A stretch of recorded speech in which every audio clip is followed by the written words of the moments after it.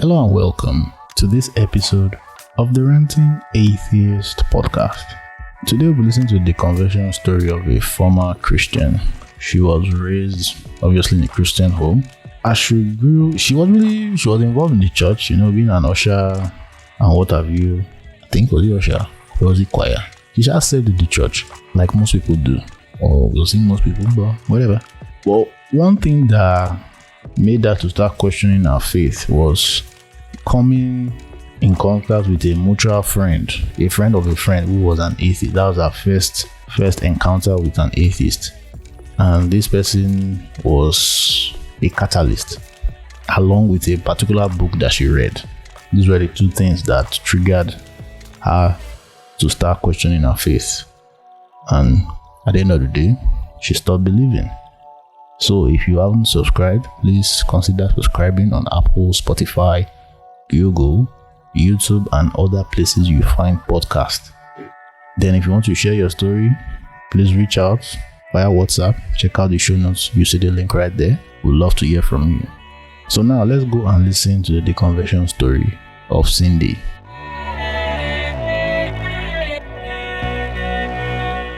Hello Cindy, and you're welcome to Story of an Atheist.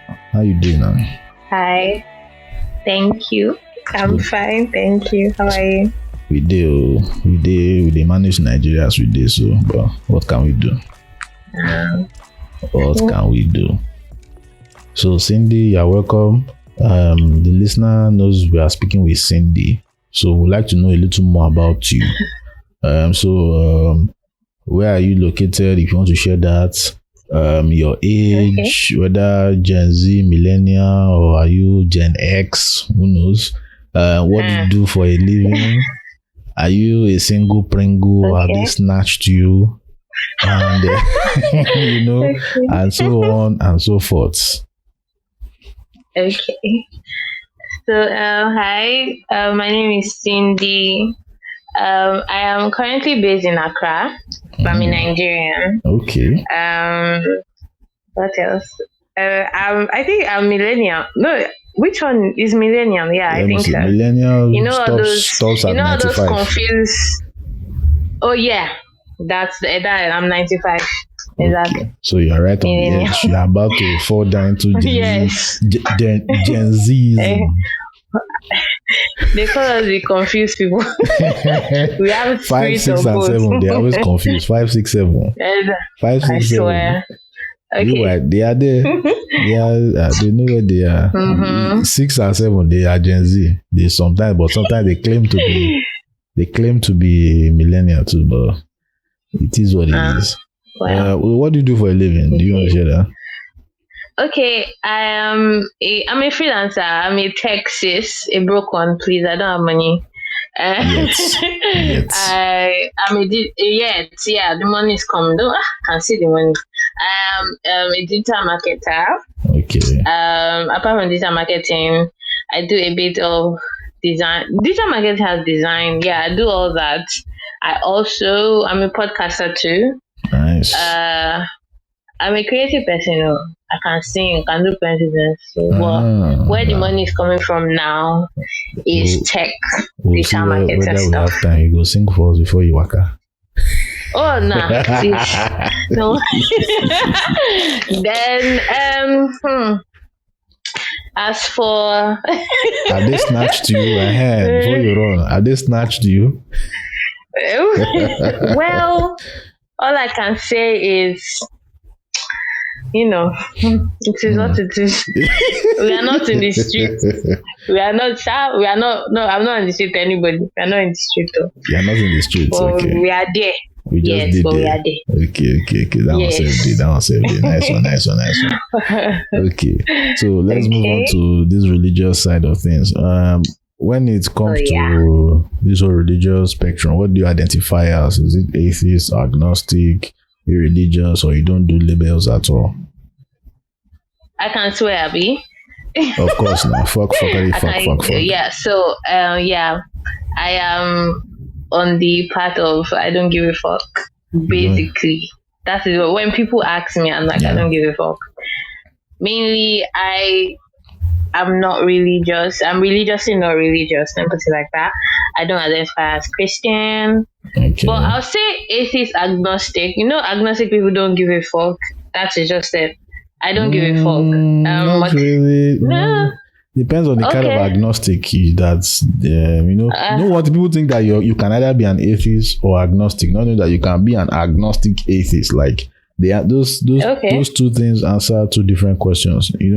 Atheism answers, do you believe in God? Yes or no. Agnosticism answers, do you know? Yes or no. You understand? Okay, I get. So I don't use any label. I'm just a human being. That's how I say. Okay. That's fair enough. So can you now take us on the journey in full details of your religious background, what it was like? Let us get a feel. Take us back in time. Okay, let's go back in time. Okay. So I was born into a family that they are Catholics. My family is Catholic, but part of my family is also Methodist and Pentecostal, basically. Wow. So, but now when you say part, is it part your of the family, or are you talking about extended along? Okay. Yeah, extended kind of. I remember when we were growing up, my mom used to say that her mom was Catholic. My dad's family is Catholic. But her mom was Catholic and her dad was Methodist. Okay. So now the part that is Pentecostal, it is my uncle that's the pastor, basically. Okay. So yeah, but my father is not a pastor. Yeah. But he's strong in the Lord. He's all I can say is he goes to church for Thanksgiving. Okay. I don't know if people have met parents like that. They don't go to church normally, but maybe when he's doing Thanksgiving, first Sunday call. No, not that one. When maybe there's maybe New Yam Festival. I don't know. They do New Yam Festival in Yoruba land. You know that, right? New Yam Festival. In Igbo land we call it Iriji. So when he does that, I know that they do Thanksgiving after. That's when my dad goes to church, actually. Okay. But my mom is a church goer. She's the one that goes to church regularly. She's Catholic. So she is. Okay. But we grew up in Lagos. So and then we actually my childhood is we used to attend. I've attended Catholic. I've attended Methodist. I've attended different Pentecostal churches, and that's because of my mom. Regardless that she is Catholic, she doesn't go to Methodist, but it depends. Maybe her brother is doing something in church, and she's going there. But when we're in Lagos, if she can't go to Catholic church, she goes to other Pentecostal churches. And that's how we grew up, going to different Pentecostal churches when we can't go to Catholic church. Because I know that a lot of people, especially people in the Pentecostal division, they always say things about Catholics and all. But it was never like that for us. It was like, I'm just saying based on me, as far I grew up Catholic. Most times people say Catholics don't pray, things like that. Yeah. But we were never told anything like that about other divisions. You just go to church, basically. I know I used to be a bit active in church. When it was children's church, I know I used to be part of choir. I think even acting, things like that in church. And then when I was in secondary school, there was this church that I was a part of. I was an usher there. I'm very shy. I wonder how I did that thing. I was very shy, but I like that. Well, you standing at the back. They pushed me to do that. Yes. And they were expecting me to dance. Me. How? Why it was just a bit awkward. Maybe just to do 1-2 step.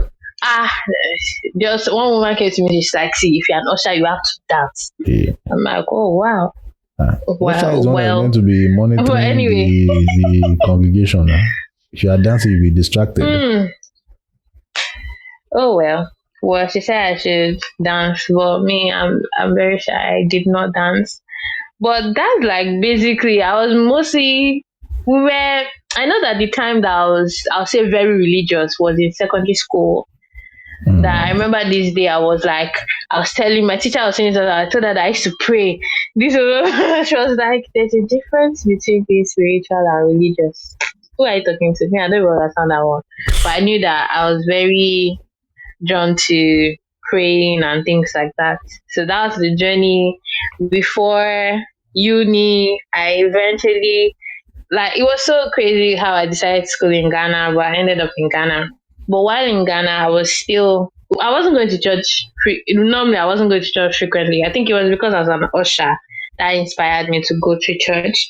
But when I came here, it reduced. But it didn't mean I wasn't a bit religious. I'm not I was still religious. Yeah. Until 2016. That is when things became a bit shaky for me. Because life was happening. I'll say, okay, let me say 2015. So I was supposed to graduate. Yeah, I think starting from 2015, I was supposed to graduate and things started happening. It was becoming a bit difficult. So I remember 2016 July, some of my friends were graduating, the people ahead of my year. Okay. We were friends. I know they were graduating. I noticed that time was very difficult for me because I was feeling very anxious, post-graduation depression, basically. And I started thinking that maybe God was punishing me because of whatever it is I have done, all the sins I have committed. That's why my life was becoming a bit hard. Anything in particular? Yes. Anyone, sex, all of them. Please, modern people. That one is not bad. We know which sin in particular now. Exactly. So I remember we'll go to church that time, and all these are prophecies. That thing when they see, I feel like when sometimes they see students, I don't think it's that deep for people to guess what students can be doing. And they can use that to kind of push a narrative into your head. So, and then from hearing all those things, I was thinking that, God was punishing me for things that I had been doing. That's why my life is hard now. And that was the mindset. I was angry. I was frustrated, basically. And that time, I got introduced to the very first atheist I met. That was my ex-boyfriend's friend. That was the very first atheist I was meeting. And then, to me, that time, what was going through my head was the regular, how can you not believe in God? Because that's the first time. That's the first time you're meeting somebody that is not a Christian and doesn't give a fuck.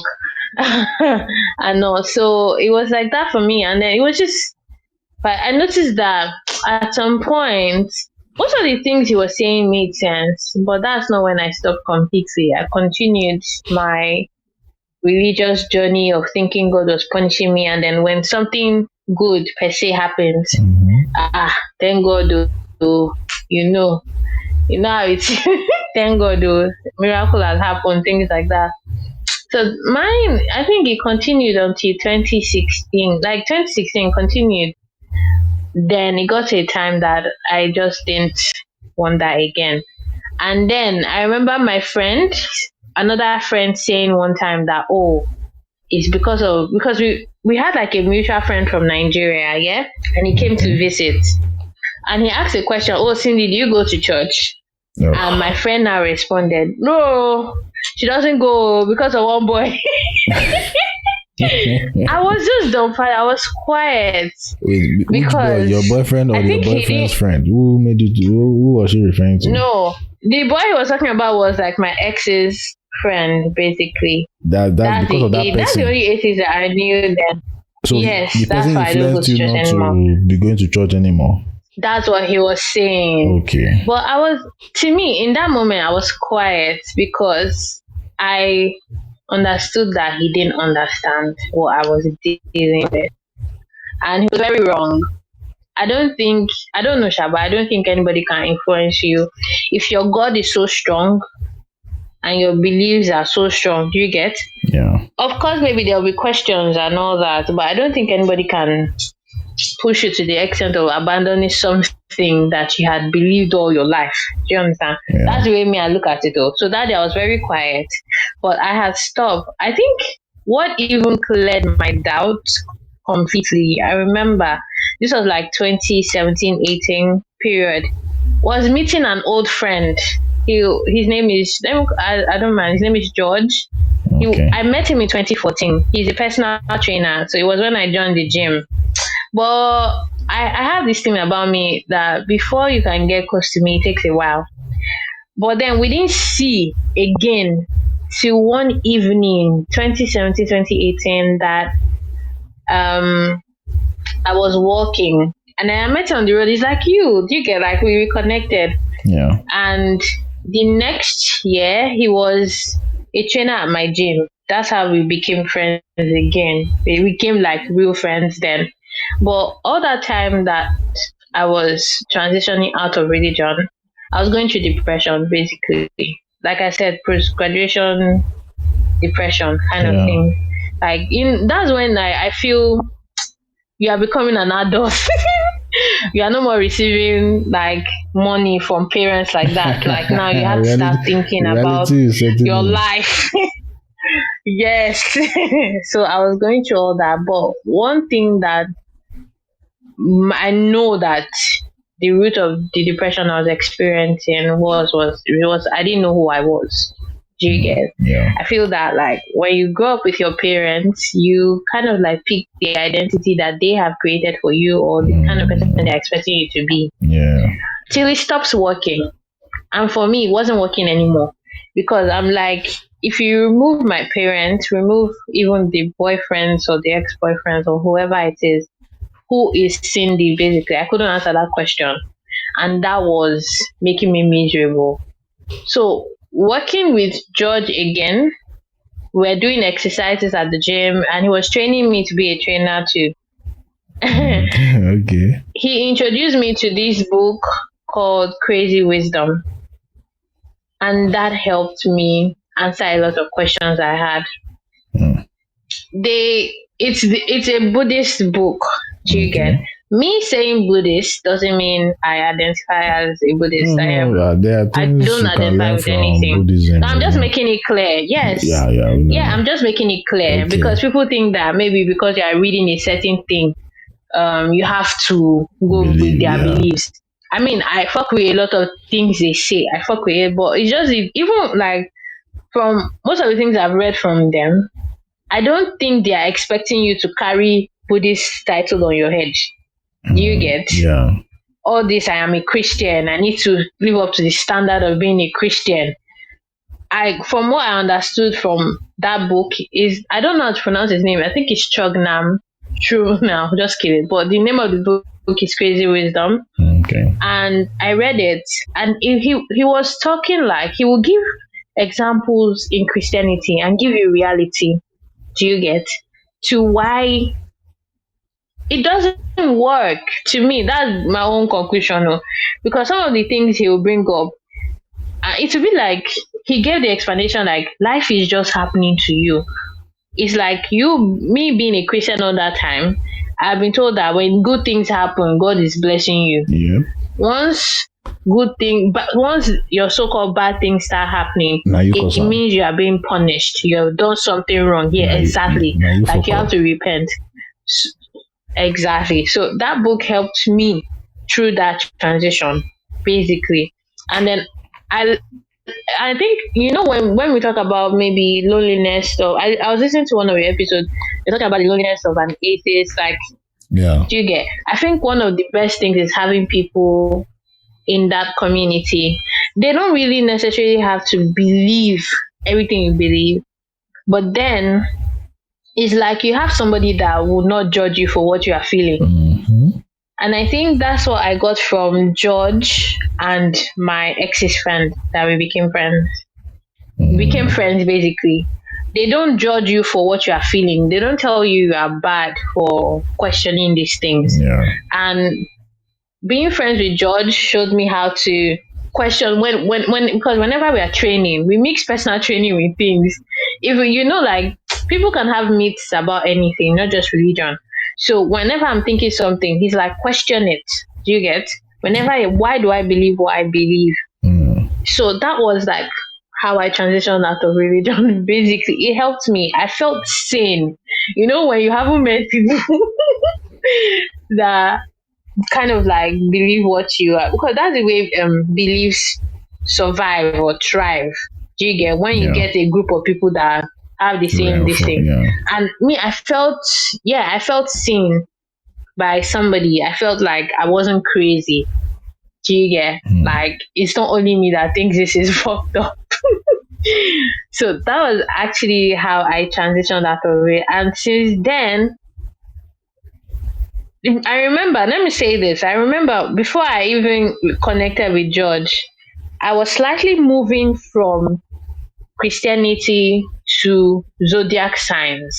I'm not saying it's bullshit. You see, exactly. I'm not saying it's bullshit. What I'm saying is, how we have shaped our beliefs in Christianity, having the answers to everything. That you are seeking your pastor's revelations. Your pastor should tell you this. What should you do next? That's what I do. That's what I was doing with astrology then. And then Joey was telling, sorry, hey, I called somebody's name, but it's fine. Yeah. So no, like my ex's friend was telling me then that I shouldn't sink into that. Do you get? That these things are basic things that people can get or can guess. Do you understand? These are not answers to your questions. Basically. So that's what I was doing. So then I suddenly, that's what even drives people to go and pay people to tell them to see the future, because we are seeking answers. Basically, that's what like a lot of human beings, even Christians, are doing. They are seeking answers to their problem. That's why people are willing to give a lot of money to pastors. Pastor, what should I do? This one, pastor, all those kind of pastor things. Counselor. Exactly. Forgetting that your pastor is also a human being. All of you are equal. That's what like the book basically was showing me, that all of you are humans with different experiences. You get? And it's like, even with this journey, I think one thing that I also picked, I listen to a lot of monks and all that, but I feel from their own teachings, they are not telling you to carry an identity on your head. Do you understand? And that's one thing I liked about it. And one of them said, never look up to anybody and never look down on anybody. And I've taken that since. I see every pastor, even every monk, as just a human being, because that is what they are. I feel like religion gives you this, them pastor like a step. When somebody's upstairs looking at you from downstairs, you're ground floor, they are up and they are closer to God. Do you get? So they have this, they've given them this elevated look. All this pure. See, I feel noticed that like even a lot of people have like mad crushes on pastors. That is like, to me, that is like mind. That is mind fuckery. In sexual scandals, no?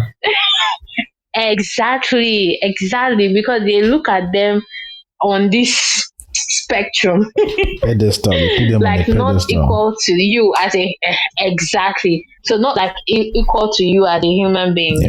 And then me, since I picked that word or that quote from that monk that was talking. Exactly, I have never let it go. I look at everybody as just a human being, because that's what we all are basically.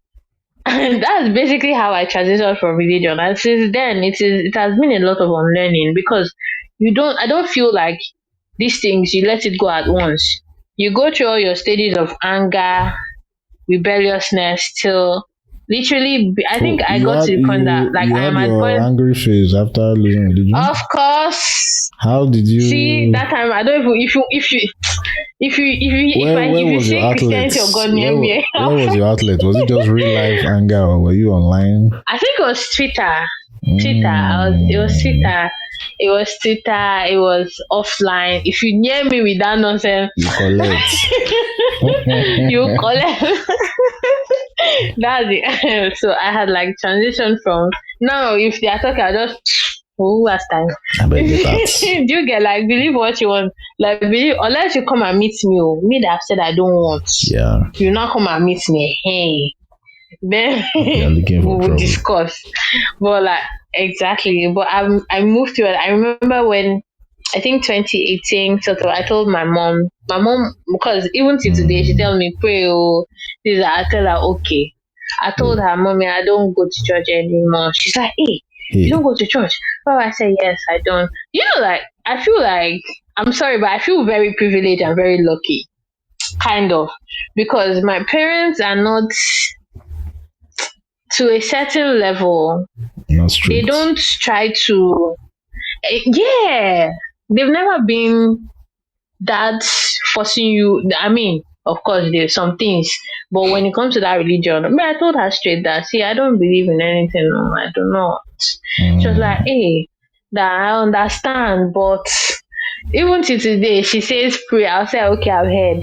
She knows. I know, like me, I'm not going to fault her because she's used to it. Everything she prays. When I told her that I was going through a situation in school, she's like, oh, don't worry. I will pray. I'm like, okay, thank you. I was like, okay. Actually, to me, I feel like even my parents, I'm not even making an effort to change anybody. They are good the way they are. They've lived their life basically. You can't even have Exactly. success. It's your own sanity you need to my dad. protect. Even my dad can't even tell me go to church. I've asked him, daddy, when did you go to church? You don't go. When we were growing up, we never see. That's why I said only Thanksgiving. My daddy never went. Like, and he's not one that does do or die affair with religion. Even some of the things that we will talk sometimes, and I'm like, all these pastors, he's like he understands, like he sees it basically. So even some parents, like they just hold on to religious this thing, but a lot of them don't believe that deep. That's how I feel. Something. Exactly. Now you didn't mention so that's any actually siblings. how Are you an only child? Oh no, I'm not. So I have siblings. Are they aware or are they of age to be aware of such things? Oh, my brother is religious. I know my brother is religious because I see his status. For my other siblings, I don't see their status, but I think they are also religious. For my brother, I know he's religious. Regarding to he's my that you don't believe anymore, do they know? Are they? I don't think anybody gives a fuck. No, they're not saying. To be honest, they're not said. It was once that I posted something that my cousin was like, oh, so you don't believe? You say yes. He said him too, really, he doesn't, but he wants to hear like what I have to say. And I explained to him that I don't believe. I just feel like these things are being used to manipulate. He's older than me. Are being used to manipulate people. And it's like, he didn't make a fuss about it or anything. Like, why, this? Nah. I think him too, he was working through his own path. But I never asked again that what's up with that. So that's how I transitioned though. Until today, I'm just picking chilling. things from everywhere. Finding what works for me. Exactly.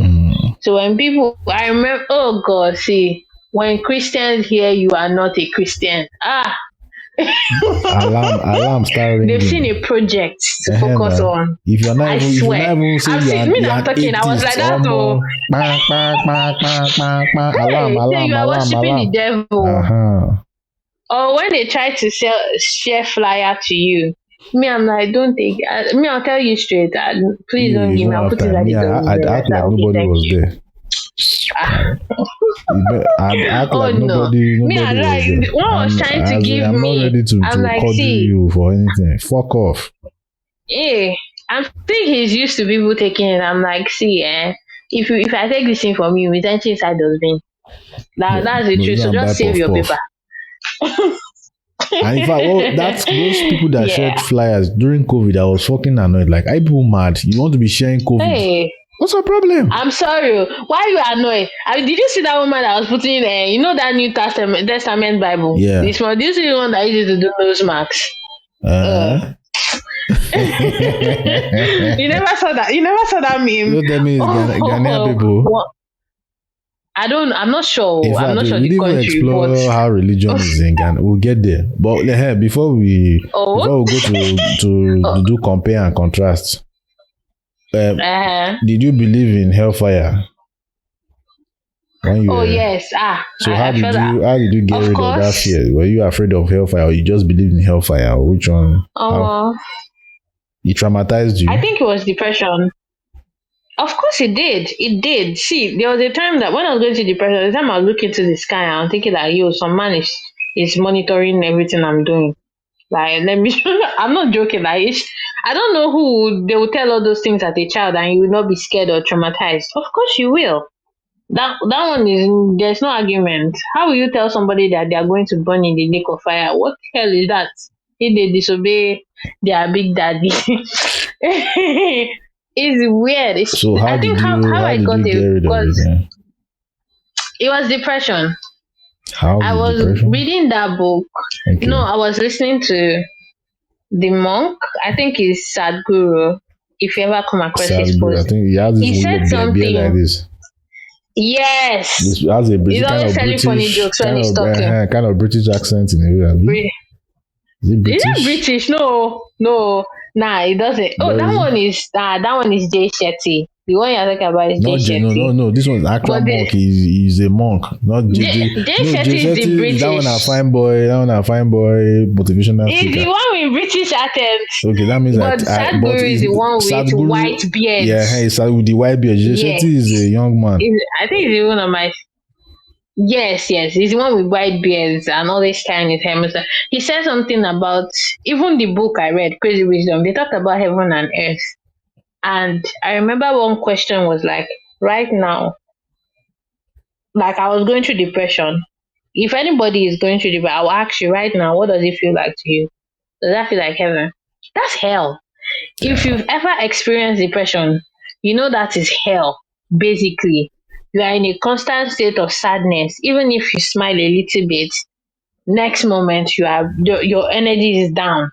That felt like hell to me. And I think I got to a point where I needed to like change of mindset. I got connected with law of attraction.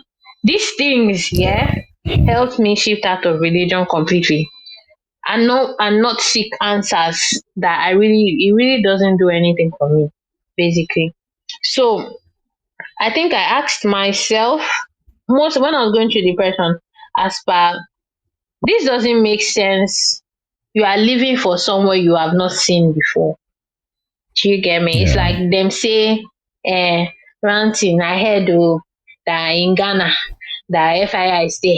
Mm-hmm. You have not seen. I have not seen. I've never been there. But you are going with that belief that somebody said when you die, you are going somewhere. How did the person die before? Unless the person have died. You know those stories that they come. Oh, a pastor died and he resurrected how many days later? I'm like, as the person died before, how do you know where you are going? I think that's one thing it asks people. What is the proof? People like to say maybe about faith or anything. Okay, so we are back. Before thanks to NEPA, sorry Nigeria, that's our life. So. Oh yeah, we have light here. It's just ironic. You know, we are the one producing the power for Ghana. Imagine. Wonderful. That's what I heard some parts of Ghana, there's no light. Because but we have light here. Yeah, no, because we heard that they have to make a deal with Ghana so that you will not dam the Niger before us. You know the Niger passes through Ghana before Nigeria, so if you dam it, we ourselves we are left stranded. So you dam your own, then you provide power for us. If not, we too will do our own and damn you to hell. That kind of thing. Nigeria needs power. It's not even we need power. It's It's a systemic thing. I'm not like Exactly. It's a systemic thing. It's not. They know what they are doing. It's not a mistake. So we're talking about hell, being depressed, being hellfire. So yeah, that's around where the thing cut off. Okay. So I can continue? Yeah. Okay, so even your question about hellfire. So I'm saying like that whole stage of depression, like if anybody that is experiencing it, you would be able to, like, if you are paying attention, you should be able to see that. I don't know, that felt like hell for me, or maybe it feels like heaven for other people. I don't think so. It doesn't sit well to me that people that are not sure of what they are talking about are telling you to leave for a place you haven't seen. It's like you being here on earth, yeah? Or ranting, you being in Nigeria. They're telling you, no, don't leave for Nigeria. Leave for Ghana. When you die, you go to Ghana. It's that doesn't make sense. Because even when we listen to it, people are now, like, I like that there are a lot of topics about present moment. If they're trying to live in present moment, why are you living based on somewhere you haven't been to? So I think that people even on like, they underestimate the amount of fear we live in, especially in Nigeria. I'm not talking about society. I'm talking about everyday, maybe religious stuff. Apart from hellfire, they are constantly scared about the evil ones, the devil plotting against them. Village people. Literally, exactly. I feel like a lot of people are existing based on fear. Like, all their life is directed by fear. Yeah. And I think that that's one thing religion, transitioning out of religion, helped me deal with. I know. So I feel like people should pay attention. It makes no sense to me. It makes no sense for me to be here alive now, and you're telling me I need to live a certain way. I even think that is why, like, that's one of the reasons why people go through depression, because you are literally working against yourself to belong. Do you get? Yeah. Maybe you like a particular thing, but because the standard of Christianity says this, now I need to belong, so I look like them and act like them, so that I end up where they are going. That was one of the reasons why I'm saying it. I experienced depression, because it's like you keep on living up to what people expect you to be, but that's not you. Like, when you remove all those layers, you don't know who you are, like your deep core. Like, to me, like, that messed me up. It took me a while to, you know what? Like, there was a time I was there, I didn't even know what Cindy liked. I had to go through the whole process of figuring out what I don't like, first of all, because a lot of us grew up with religious conditioning, whereby some things that you actually like me, I like piercing, tattoos, all those kind of, I don't have a problem with it. But then you are raised to see some things as good and bad. Yeah. You get? And then you follow that. But as you grow up, to be honest, I think, like, even as children, we are at our innocent state. But when all those social conditioning starts happening, you are going to be picking identity. Oh, I'm a true Christian. I have to act like this. I need to listen to this specific kind of music. If you are an atheist, you believe in the devil, you're not one of us. Yeah. So I find it weird that they kind of like tell you, they say you should love your neighbor as you love yourself. But then when the person doesn't believe in what you believe in, that person worships the devil, or they are the other people. Exactly. You see, like, people like to say that religion is here to bring us together. That's a lie. That is one of the most divisive tools I've seen both government and just regular people use. See how they treat other people. I have met Christians that are more wicked than what I don't know. Like, they are just pure wickedness, but they go to church every day. And I think that's actually fucked up. For you to tell people that no matter what they do, they will be forgiven. Why? You're not holding anybody accountable. That's one of the things I I had problem with religion. They do not hold people accountable for what they do. You're supposed to forgive and forget. Is that how forgiveness works? Like, is that how it's supposed to work? It works like that for the abuser, forgive and forget. Do you remember this? Which African country did they do that massacre? Is it Rwanda? That yes, huge genocide or something like massacre that they kill people. Yes, Rwanda, yeah, Tutsi. Did you ever see like a video that they were exactly? Do you see the video that they were trying to tell one woman to forgive somebody that killed her family, and they brought I think it was a reverend father they brought there. To me, that was very manipulative. If you don't do that to people, that God said we should do what? You killed my family, and then you are now trying to like coerce me into forgiving the person. Obviously, like that to me, that feels like self-betrayal anyway. But I feel like most of the things that we learned while growing up, I have unlearned a lot of them. A lot.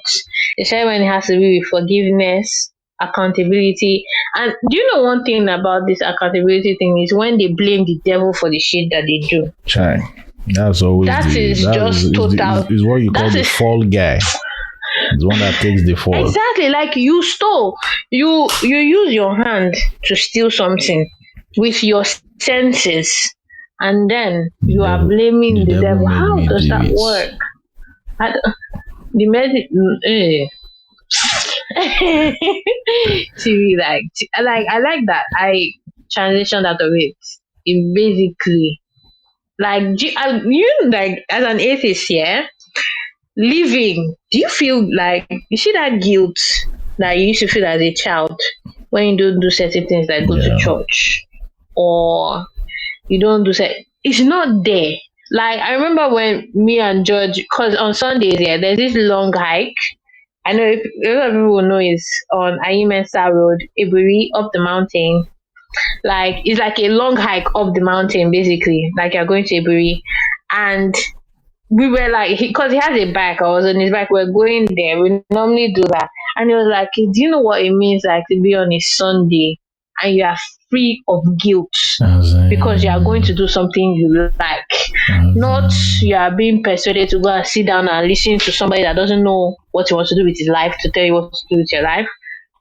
To me, like that feeling was very refreshing to me. Like I know when I was younger, I used to feel very guilty when I do go. Oh, I didn't go to church today. I've done a bad thing. Do you get? If you don't even feel guilty, somebody else will try to make you feel guilty. Exactly. So you didn't go to church today. That's you. So, but like transitioning out of it, exactly. Transitioning out of religion, I got rid of that guilt. Like, you know how I enjoy my Sundays. Hey, God. Those are the days I go like a longer walk or something. That because I don't. To me, like I think Nigerians. I'm saying Nigerians because I know how Lagos is. You will spend hours in traffic weekdays. Saturday for cleaning. You will now go and sit down. Sometimes traffic on Sunday too. On Sunday. Coming from church. People that will be going from Lagos to Canaan land facing traffic on it. I'm just like, man, extreme sports just to fucking go to yell one bad man talk shit. I've been there. Not this one, you don't work out. So before we wrap up, me, like, as somebody that's lived in Nigeria and Ghana, can you do a comparison or in a way how you see how you see religion affecting these two countries? Do you see similarities or do you see a different degree of effect on either side? Yeah. Okay. One thing I'll say is I remember when a friend pointed out that in Ghana, they don't carry it on their head like Nigeria. I'm honest. Like they are religious people, but in Nigeria, the different degree. You know how people just block road because they want to pray or they are doing crusade or what. It's not really like that here. Like, like sometimes we could actually go through maybe this fasting period and all that, and you really know.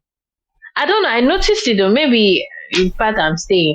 Because my friend pointed it out that day that, like this Ghana, like, you can't even guess somebody is Christian or, like, I don't know, from what we saw, like, you can't even tell someone is Muslim or unless maybe you see them like dressed a certain way that you guess okay, but it is never like your first Yes. Do you understand? But obviously there are overly religious people here too. What else? Like to me, I feel like when it comes to like government and all that, like obviously we know what's happening. Religion is part of both countries. Do you get? Yeah. But I haven't really, you see the way they are doing Christian Muslim tickets in Nigeria from what they are doing. I haven't really seen that. I haven't seen that here that much. So maybe they don't consider the religion of the candidates at all. Tribalism. Like I don't know, but I've never come across somebody saying, a Muslim getting this. Do you get? But like I've never seen for religion, or maybe there are other things that they use. But when it comes to religion, I haven't. But what I'll say is there are actually a lot of Buddhist atheists here. Sometimes you will never know. Like you will never know. But they are there. I might just post something and somebody's like, yeah, they do you get they actually understand. But still we still have, you know, that regular you are coming back from work tired and somebody will not enter the bus and be shouting nonsense in your ear. They have that here too. The bus preachers. Yes. There was a day I sat like I think which year was this? I sat down in the bus. I almost shouted a lie. Because you are sitting in front of me and you are shouting like, what's your problem? I mean, I always have headphones, so I don't really listen to. But they have that here too. What else? No, ask something. Is there ask so that I know? No, that's it. I guess you just understand for you to you telling us that it's worse in Nigeria. Yeah. Like I'm inclined to agree because I'll even say let me not even say Nigeria, Lagos, because I grew up in Lagos. Yeah. But I know like everywhere. Okay, even with all these their bills and all, the same thing that is happening in Nigeria is happening here too. bills Like as in people are trying to infuse really all this they are coming for LGBTQ people and all that. It's happening here too. Yes, that is happening here too. You know that I find it problematic that you are trying to infuse religion in a secular country with people with different beliefs. They are traditional worshippers here. they don't care. They are same way. Oh, okay. Let me say one thing. When I newly came here to Ghana, do you know the way they used to advertise church? You know the way they used to, like they have billboard for church. They have for herbalists here. I don't know how. When we came, we saw a few. I'm not joking. Wow. When we came, we saw a few like with his picture. He's sitting down on the poster. Everybody that was something very interesting. Wow. That was something very interesting that we saw when we came here. The hostel is real. The hostel is real. Wow. I'm so happy I remember that. Because that was like I would never expect. What? We were shocked. Like they're advertising this in Nigeria. You know, Nigeria, they go, hey, ritualists. Exactly, they were attacking the person. Hey, Yahoo boy, you want to use people for blood money. Oh, he had his signboard, like different ones though, not just one. Wow. It's actually something interesting. That's strange. That's weird. But yes, indeed, it was nice you coming to share your story with us. I really appreciate you coming. Oh yeah. Thank you for having me. So do you want us to find you online or you want to remain low key? Oh yeah, please find me online. Okay. At Cinderella Odin on Twitter and Time with Rella. And Cinderella Odin 2 on Instagram. Okay. So Cinderella Odin, Twitter and Instagram, and Time with Rella on Instagram. Okay. So we'll put the links in the show notes below so that we'll go run now. So thank you, Cindy. Yeah. I really appreciate you. It was fun. I had fun sharing my story. So I enjoyed listening to it. Yeah, I hope he inspires people to, leave religion alone and live their life and be good people. You should take that's the essential thing.